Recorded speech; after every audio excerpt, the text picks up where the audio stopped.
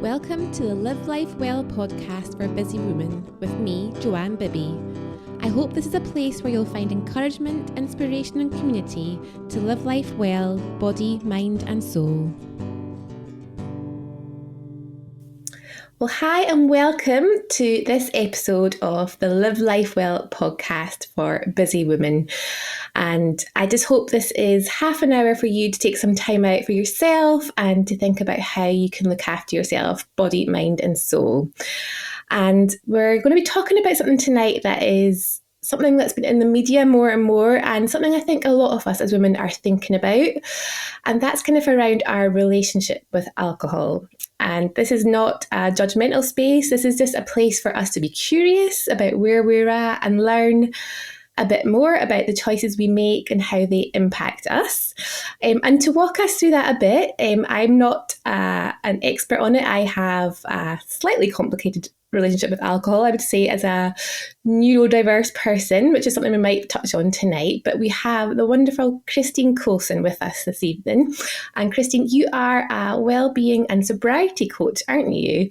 Do you want to say hello and just tell us a little bit about you and maybe just what's brought you to this point in your career and your journey? Absolutely. Hi, Joanne. Thanks for having me on the show, on the podcast.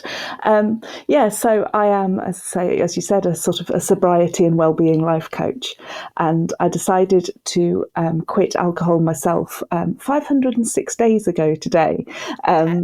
After also quite a complex and difficult relationship with alcohol over the years. I was sort of grew up in the 90s, so very much like the ladette culture. It was all very much went to uni, drank a lot, all of that. And as I went through my life, different careers have meant as well as a coach, I'm a radiographer in the NHS. So I always liked to drink, but what I found was that during the pandemic, I was drinking more. And just as I was getting more stressed and everything else that I did to sort of relieve my stress was closed, I was drinking more. And when I was trying to cut down what I was drinking, I was really struggling, to be honest. I wasn't drinking every day. I wasn't dependent on alcohol. I think that's quite an important, so there's a very big sort of area there that I'm sure I'll talk about in a minute. But I knew that my relationship wasn't healthy, with alcohol wasn't healthy. And I just was struggling to cut down, and I couldn't understand why. I've never been able really to put, if there's been the bottle of wine open, I've struggled to go to bed with it and put it back in the fridge, if that makes sense. Yeah. Whereas if I didn't open the bottle of wine, no problems at all. But if there was that wine open, I just didn't really have a stop button. And so I decided to look at my relationship with alcohol, and that was what led me to quit alcohol, and why it's the benefits I've had from that is why I've decided to go into sobriety coaching to help others look at their relationship with alcohol too. So, amazing. Yeah. And congratulations on your 500 plus days of sobriety. That's a fantastic achievement, and I bet you feel amazing for it. I do. I feel amazing. And it's something about that 500, that number just seems really substantial. Do you know what I mean? So, obviously there's been the year and there's been different things, but yeah, that 500 number just seems like a nice number to have hit. So I'm quite proud of myself for that one. It has to be. Absolutely. It's a real milestone and something to celebrate, that journey. And we'll definitely get into what you've mentioned more about that sort of all or nothing mentality. Yes. I think a lot of us, have or have been there. But it's funny you saying that. I think we must be similar ages, because my teenage years were in the 90s, and very similar story. You sort of start drinking maybe for a bit of confidence. There's that culture in our society, especially the UK. And I totally forgot about the whole ladette thing. That was really funny. That just takes me back to being that age and just that kind of culture. Yeah, it just totally took me back there. But before we sort of dig into all of this more, I'd just love to ask my guest on the podcast, what does living life well mean to you? And is that different now than it was a few years ago? Yeah, it is, very much so. My priorities have completely changed, I think. Had you have asked me before I quit alcohol, living life well probably would have been a nice bottle of champagne in a nice place with nice people. And, just that sort of an element of decadence to it. But now living life for me, living life well. And I've not got this down to a fine art. I'm not perfect by any stretch of the imagination, but it's actually being happy, being calm, being sober. Is a big one for me. Just being kind and being nice, and just sort of accepting life for what it is and dealing with what's thrown at me. For me is living life well. It's not perfect, but I'm sort of giving myself the best chance, if that makes sense. Yeah, and it sounds like you're finding a really nice middle ground without the extremes. I think alcohol gives you the extremes, doesn't it? The extreme highs and then the extreme lows the next day, doesn't it? And the great. But it also numbs the extremes as well. So you don't, with a lot of the emotions, when you're really, you're taking the edge off. That's quite a common term. Yeah. You're not necessarily experiencing all the highs. You don't necessarily experience the lows. I mean, I lost one of my cats a couple of months ago, and thankfully didn't even consider drinking alcohol during that process. Yeah. And what I found was that I really, really hurt. It's that pain on the sort of that first 24 hours really horrifically hurt. But then I felt myself getting better, and as I was processing it, I actually felt the emotions I was feeling change. And I think that's actually been really good, in that it's actually it being without the alcohol sort of numbing stuff actually helps you feel what you need to feel and work through what you need to work through. It can be quite an emotional process, actually, giving up alcohol for that reason. I can imagine, and almost experiencing things for the first time as a sober adult, like things like grief that we maybe wouldn't have experienced. Even if we don't drink a lot, we'll maybe often use it, like you say, just take that edge off. Yeah. So you're probably experiencing things in a new way. And so there's still the extremes, but they're kind of healthier extremes. There's real joy and there's real emotions. We're not numbing it, like you say, or forgetting, blacking out and missing out on the good bits either. Yeah, exactly. That's it. Oh, amazing. It's so inspiring to hear just a snippet of your journey, and I think there's so many questions I could ask you about it. It's just really interesting, and all the different sort of elements of it. But could we just talk a bit about as women, what you find, maybe some sort of patterns in your coaching and your experience, just as busy women as well. We're almost living lives that we're not designed for, with so much pressure, so much busyness, just demands that we're not meant to have on us. And quite often, I guess, alcohol can be a bit of a remedy, a bit of a medication to modern life, I suppose. That's it.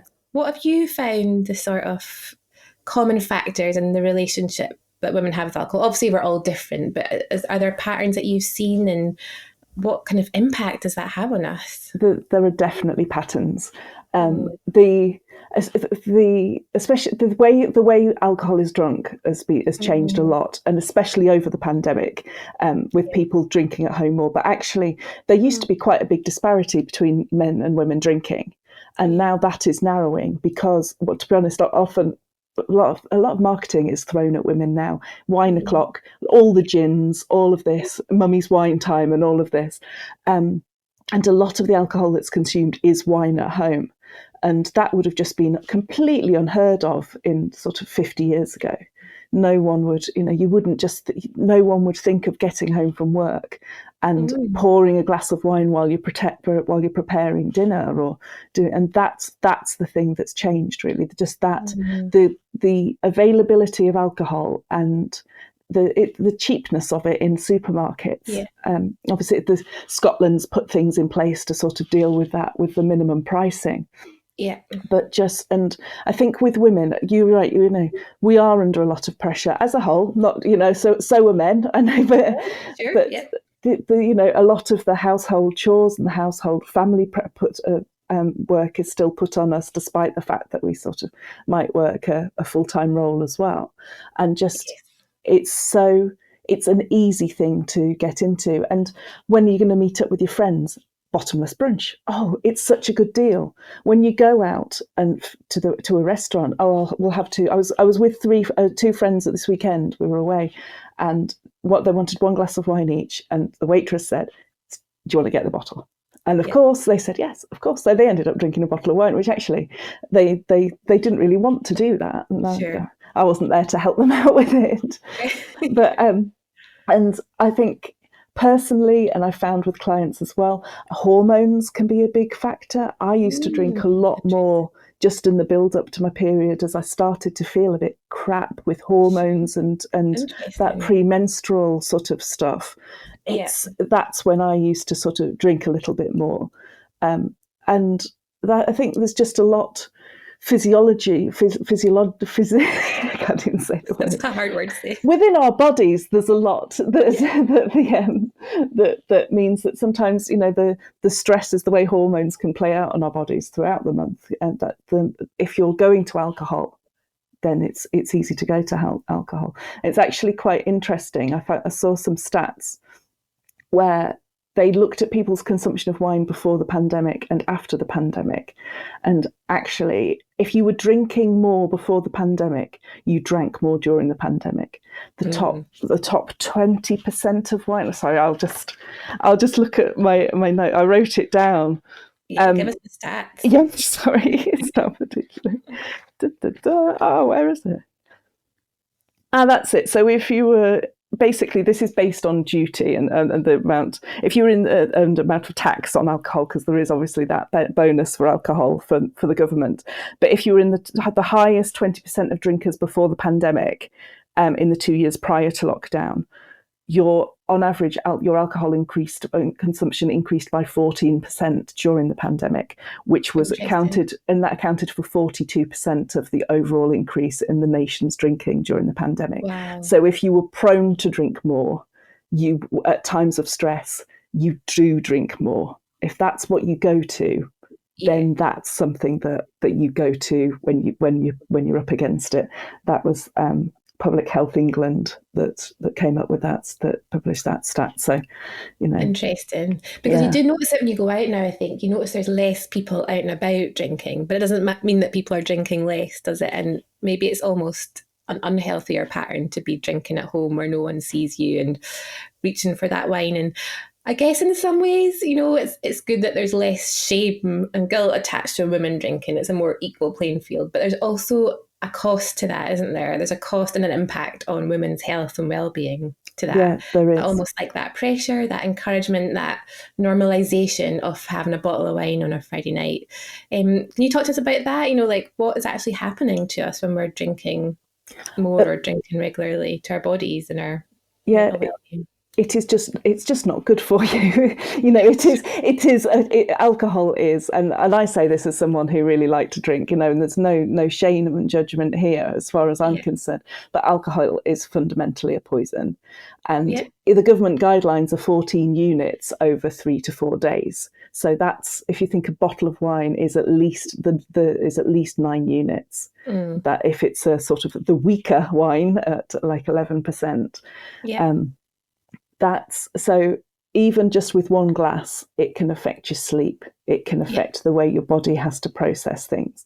Long-term effects, obviously, it does things like it's an inflammatory, so it damages things like it impacts on your digestive system, on your muscles, everything.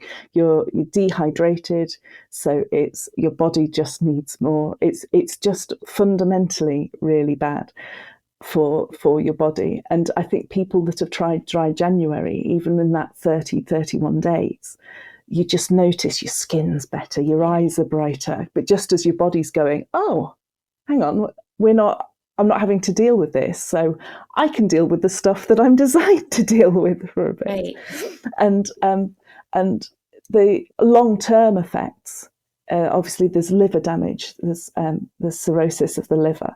It starts off with the sort of fatty liver. Liver's brilliant, can turn itself round, so, you know, but it increases your chance of stroke, heart disease, cancers.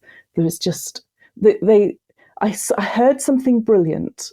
I can't remember who said it, but, you know, because people will say, oh, red wine's good for you. And there's such a small amount. And someone said, drinking wine for the health benefits is like eating a burger for the gherkin. Do you know what I mean?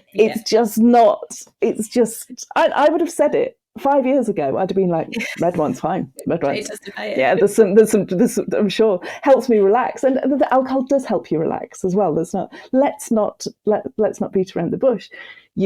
It helps you relax. That is what it's designed to do. It helps you in social situations. If you've got social anxiety, it does help you sort of, and get rid of those sort of the apprehension that you can experience. And there are people that have those benefits and then stop drinking. There are people, apparently, crazy people, that if they finish their meal, they can walk out of a restaurant with a bit of wine left at the bottom of the glass. That was completely, it's like, Yeah, what? like, who are they? Yeah, exactly. But that's why I now don't drink alcohol, because sure. I would just look on at those people in amazement. It's like, what are they doing? And mentally as well, you've got, I mean, I can only speak for myself in this, but I was such a fool. I genuinely thought that, they say alcohol's a depressant. I thought, I don't, that doesn't apply to me. I'm just a bit depressed. I just have anxiety.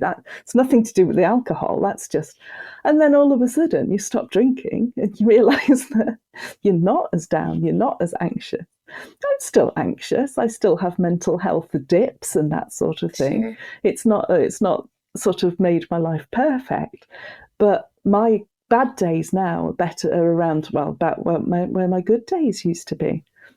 And just That's things amazing. like that. It is, and that was just, that doesn't happen for everyone. And I'm not saying that if you quit alcohol, all of your mental health problems will be solved, but quitting alcohol definitely won't make them worse. That's for sure. So.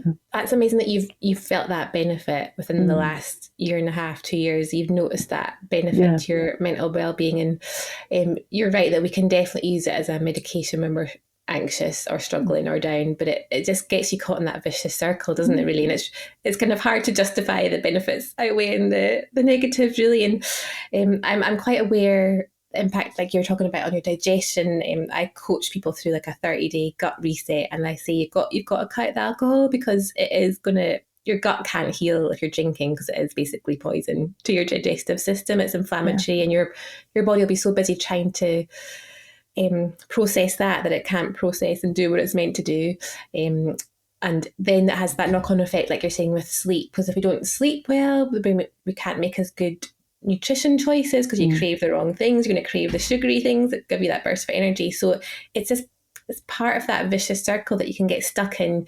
You're tired, you're anxious, so you have a drink, and then you're more tired and anxious the next day, and then you have to have a few more glasses. And but I can totally see how we get caught in that. It's life is hard. But you spoke about, Christine, about how you try to cut down before you quit. So can we talk about that, like how difficult that can be? Just being honest, like we've probably all been there when we've tried to cut down and struggled to do that. And you mentioned a term to me, this idea of grey area drinking, which I've heard mentioned, but I don't know a lot about. So can you just talk to us about your experience of you trying to cut down, and what's that's like? Yeah, absolutely. So grey area drinking was a term coined by Jolene Park for her TED talk about grey area drinking. Okay. And there's a massive misconception that you're either a normal drinker or you've got alcohol misuse. You're alcoholic.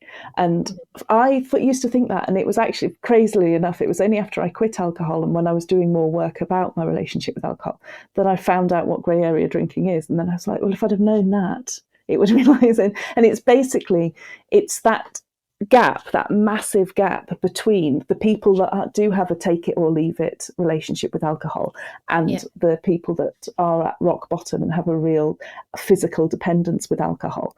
And I definitely fall into that bracket. And I just, with the moderation, and some people can moderate, some people are really good at just not drinking, or decided that they'll drink on certain days and it not sort of controlling their life. But I just wasn't one of those people. And because I didn't know that grey area drinking existed, and I was just thinking, well, why can't I drink normally? What is it about me that's, and you're Googling, am I an alcoholic? And no, I'm not. No, I wasn't an alcoholic. But I wasn't a normal drinker either. And so and if you're not aware that there is that area where actually, like you, like a lot of other people, are just struggling with alcohol because it is an addictive substance. It's legal and it's addictive, but as soon as you've gotten a problem with it, then it's a bit of a sort of a taboo subject. And by moderation as well, it's not, moderation is literally not drinking much alcohol at all.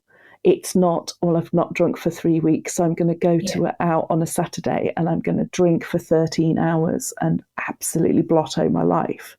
That's not moderation, that's binge drinking. Moderation is literally just having one beer, a glass of wine every couple of days within those government limits.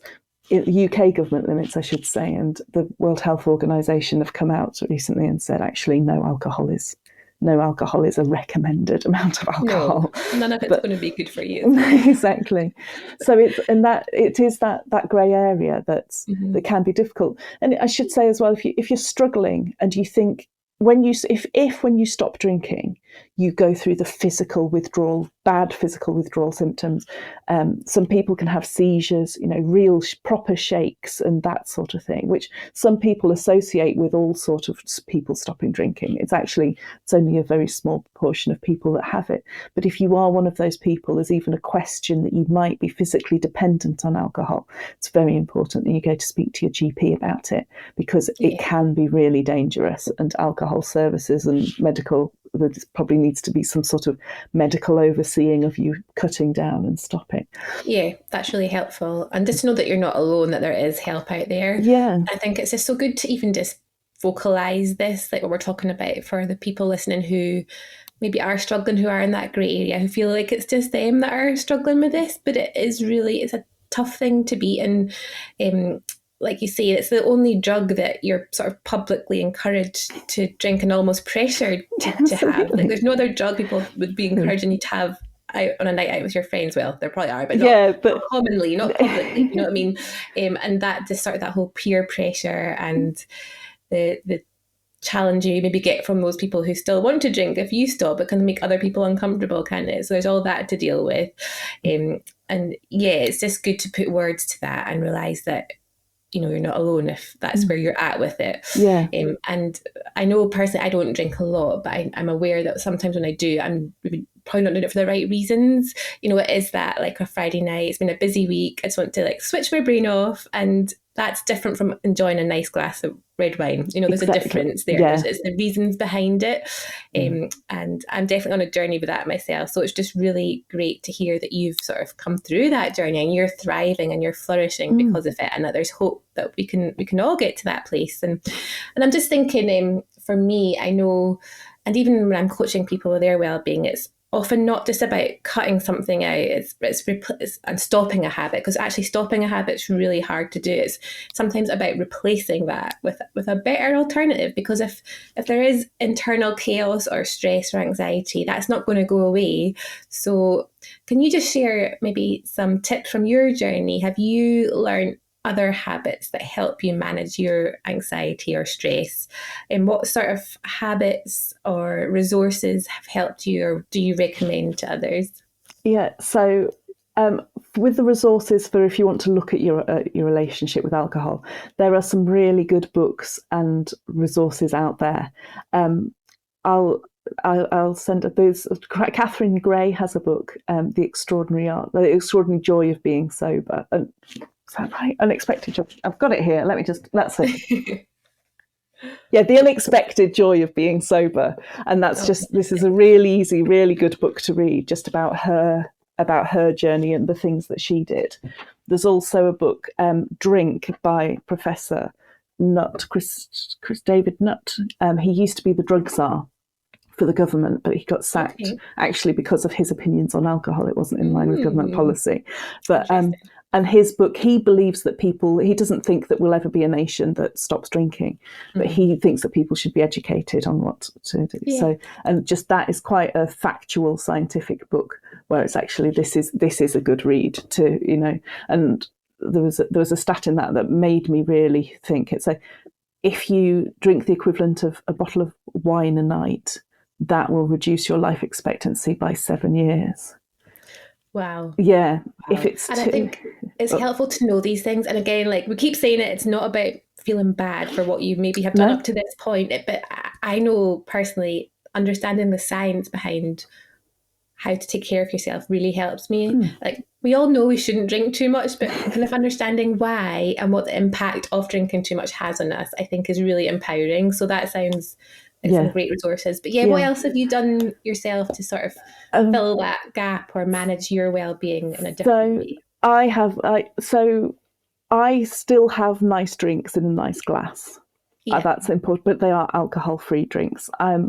There's so many good alcohol, 0% alcohol alternatives from the manufacturers of good alcohol. There's so many lagers and beers that are alcohol-free, so you can still look like you're drinking alcohol. So if you don't want people to sort of question you, there are alcohol-free wines. They're not very nice. If you are a wine drinker, I wouldn't necessarily recommend you go straight to them, because you'll have one taste of them and think this is awful and stop. But just when it comes to relaxation, because your body is so much healthier and all of that sort of stuff. Now, when I personally am I go to the gym more regularly. I do early morning gym sessions because I can wake up and do them without feeling groggy. Just getting out there, going into nature. When I go on holidays and when I go away, I now see so much more of the city that I'm visiting, because I'm not seeing so many of the bars that I'm visiting in the city. Things like people still, it can be difficult, especially if you've got a family and you're going to be at home. If you can't go out, if you can't go for a run because your kids are upstairs, then that can be a really difficult time. So I would say don't have alcohol in the house if you're trying to not drink alcohol. Delete Deliveroo and everything from you so that no one can bring you any, and just have something that you want to do. That could be if you things that you did, if you've ever liked knitting, doing some embroidery or hand sewing, something that's keeping your hand busy, painting by numbers, just a bit of drawing, or reading a book, just something that's slightly different. If you're used to having a glass of wine as you prepare your meal in a certain part of the kitchen, you've got your wine on the side as you drink, as you're chopping the onions. Chop the onions in a different part of the kitchen where there isn't a place to have your wine beside you. Just things like that. But there's some very good apps as well. If you want to look at what you're drinking, there's an app called Try Dry, which it's not a sobriety counter like the one I've got, for example, because I've got a 0.0 where I know I'm not going to drink after that. I am sober for that. But Try Dry, it allows you to plan your drink-free days, and you can log days that you didn't drink at all, drink days where you drank where you planned to, but also days that you drank when you didn't plan to.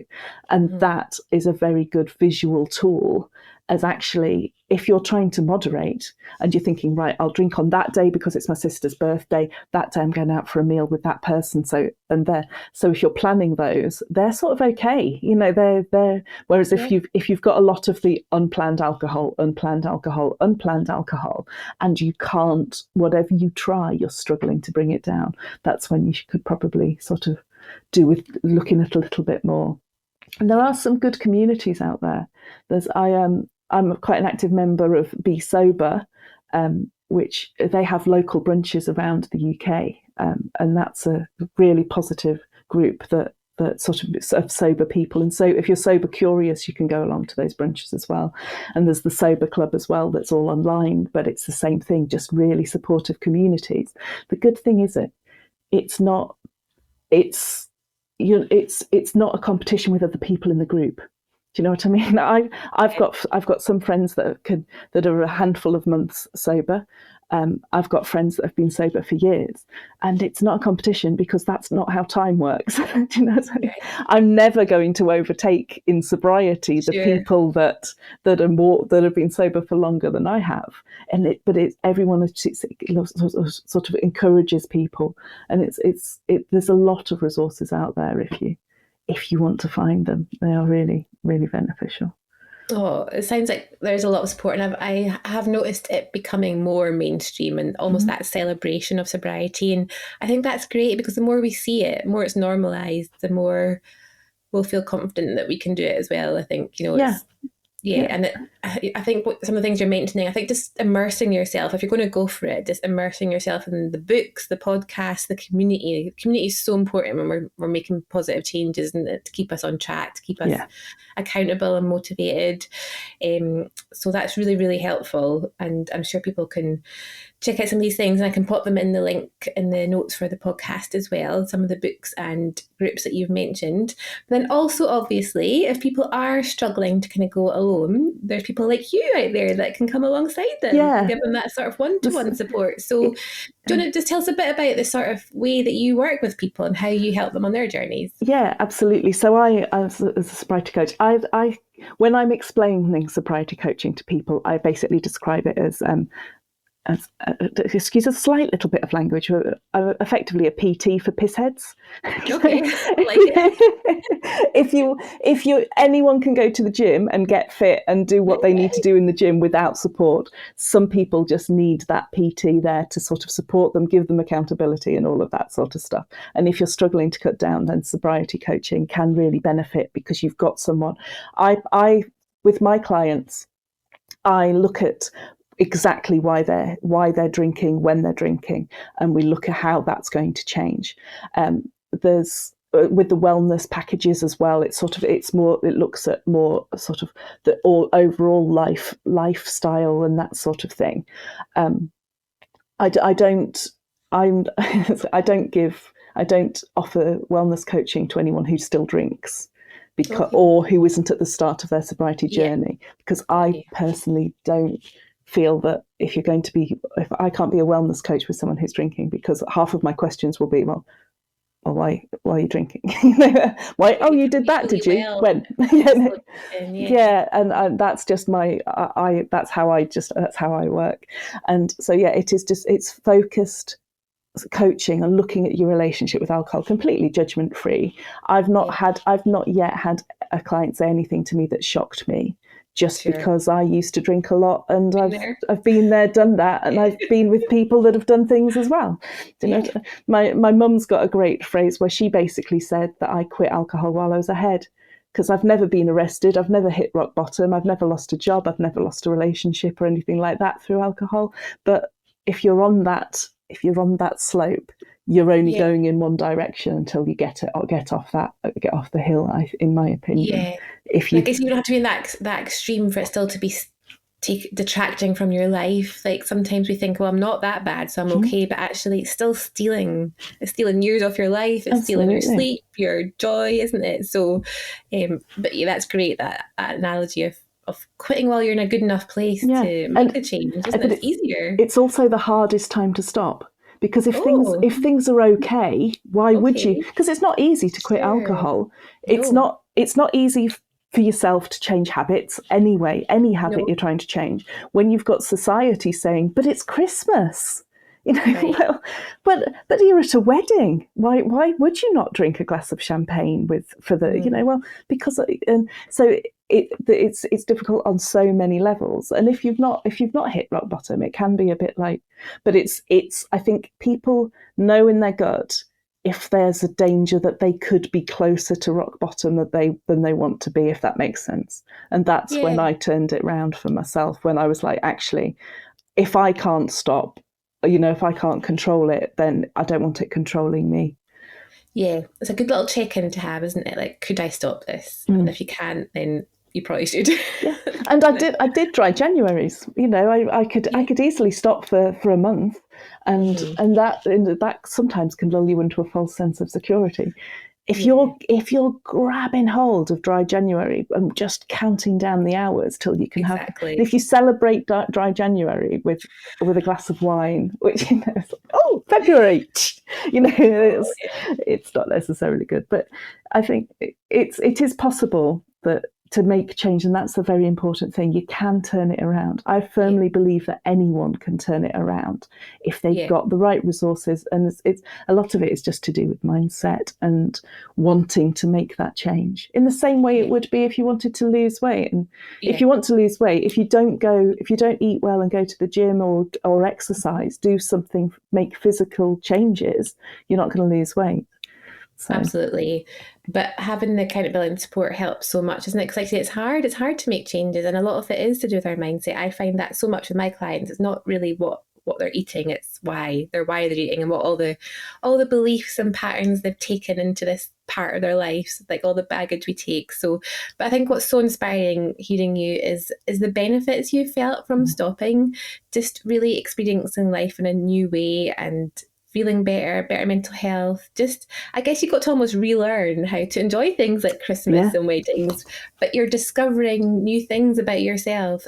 And yes, it's real, isn't it? It's real joy. It's really living. It's not numbing it. So I think that's really inspiring and encouraging. But also, I love the work that you do, because sometimes we can't do it by ourselves, and there's no shame in that. And it can be really hard to make big changes, but just having someone else to walk a bit of that journey with you to get you on track can be so positive. And we're designed to do life together and help each other. And you walk the path, so you can just get people started on that path and show them what's possible. So that's fantastic. So where can we find you, Christine? If people do want to sort of carry on this chat with you, find out more about what you do, if you'd be a good fit to support them on their journey, where can we stay in touch with you? So my business is actually Your Sober Path. It's funny that you say it. So it's yoursoberpath.co.uk, and I'm at Your Sober Path on Instagram. And on that you can find my personal sort of alcohol-free journey is on another. I've got my own personal Instagram that's visible from that as well. Just to and just looking at things and just checking in, seeing what's happening, can really sort of start you on that journey and just see that it is possible. Definitely. Oh, great. Well, I'm sure you'll have people reaching out to you after our conversation. And I was looking on your Facebook page before we chatted tonight, and I saw about some of the brunches and things you mentioned earlier. They look really good, just when that community is available. So you've got links to that kind of thing on there. Exactly. Anything that check all that out. And they're great. I mean, even it was my birthday a couple of weeks ago, and the night before, a group of us went to Cleethorpes to have fish and chips. Because we can, because it doesn't matter. It's only an hour from us, and it's no one. It's many more possibilities. Life just opens up to you, I guess, doesn't it? It does. When you make these changes. So just to end on a fun note, although it's been really fun conversation, it's not, it's a serious topic, but it doesn't have to be heavy, does it? No, it doesn't. There's still joy in it all. But I'd love to know what you would have for your last meal on earth. And I'd also love to know what your favourite drink is nowadays. What's your favourite mocktail or non-alcoholic drink? What would you have with your last meal? Now, if it was my last meal, would I be alcohol free? That's the question as well. Oh, that is interesting, isn't it? Would you just go crazy and open champagne? Yeah, that's it. If I knew that it was my last meal, I would really struggle to not treat myself to a nice bottle of vintage Bollinger or Veuve Clicquot. But you're not going to have to worry about the hangover, are you? No, there is also exactly. Yeah, I don't care about the health benefits if it's my last meal. There's a really nice sparkling tea, Copenhagen sparkling tea, which then they supply. I think they supply Fortnum and Masons for their alcohol-free hampers and stuff. Really, really nice sparkling tea, and I really do like that. That's my sort of champagne alternative. So to be on brand, I will say that is what I would have as my last my last drink. A nice sort of the sparkling tea, and I think it sounds a bit cliched, but I'd probably go for a good old roast dinner. Really nice roast beef, perfect Yorkshire puddings, really good roast potatoes, and just and then it's nice. a popular choice, the roast on this podcast. I think us British people just love our roast dinners, don't we? And it's just that familiarity. It's got a bit of everything. Yeah, absolutely. Maybe close second would be probably a good Turkish meal. But I think if push comes, Middle Eastern, but if push comes to shove, it would just be a roast beef dinner. Nice. Oh, Christine, it's been so good to chat. Really good to chat to you, I feel like I've got a million other questions, but we don't have time for those tonight. But people can continue this chat with you. They can come and find you. But thank you so much for sharing your journey and just showing us what's possible on the other side of Thanks for having me. Really appreciate it. It's been really inspiring. So thank you for your time. Thank you so much for listening today. I really hope you've had some inspiration to look after yourself, body, mind, and soul, and feel as well as you deserve to do. Please remember to subscribe and share this podcast if it's been helpful for you. And I'll see you again soon with another episode and some more amazing guests. Take care.